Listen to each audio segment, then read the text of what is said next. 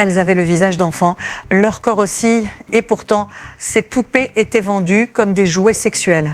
Oui, sur le site du géant chinois Shein, 187 €, le prix d'une abomination.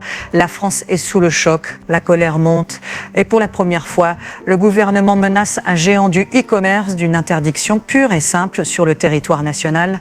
Bienvenue dans l'affaire qui fait trembler Shein. Bienvenue dans Monde Plus. Tout commence fin octobre 2025. La DG chez CRF découvre sur le site de Shein des jouets sexuels à l'apparence d'enfants. Les visuels sont explicites, corps frêle, visage de fillette. Leur description et leur catégorisation permettent difficilement de douter du caractère pédopornographique, écrit la répression des fraudes. En quelques heures, la nouvelle explose, les réseaux s'enflamment. Et la question devient brûlante. Comment une telle horreur a-t-elle pu se retrouver sur un site mondialement connu?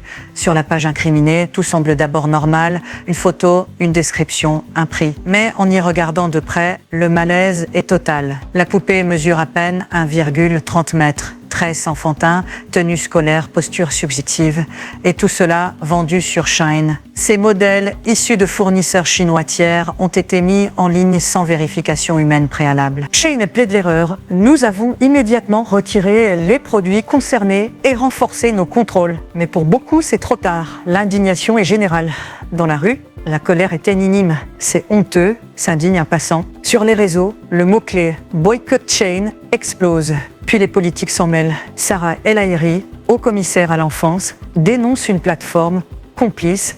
Il faut identifier les fournisseurs, les acheteurs et comprendre qui a autorisé une telle vente. Le ministre de l'économie Roland Lescure va plus loin. Si ces poupées réapparaissent, nous pourrions interdire Shein en France. Une menace inédite alors que la marque prépare l'ouverture de son premier magasin à Paris le 5 novembre. Ironie du calendrier.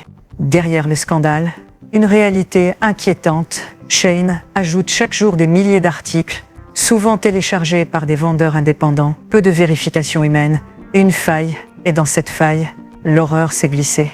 Mais ce n'est pas un cas isolé. Des poupées similaires circulent aussi sur AliExpress et d'autres plateformes. Le problème dépasse Shein. Il touche tout le modèle du commerce en ligne mondialisé. Juridiquement, c'est un casse-tête. Shein est basé à Singapour, avec ses fournisseurs en Chine et ses serveurs ailleurs. Difficile d'engager des poursuites claires et pourtant en France, la loi est stricte. Détenir ou vendre une représentation sexuelle d'enfants, même fictive, c'est jusqu'à 5 ans de prison et 75 000 € d'amende.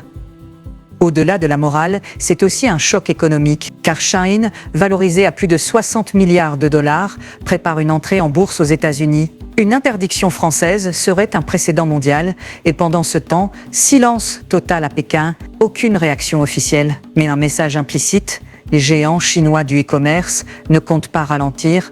Shein tente aujourd'hui d'éteindre l'incendie, excuses, promesses, enquête interne, mais la confiance est brisée.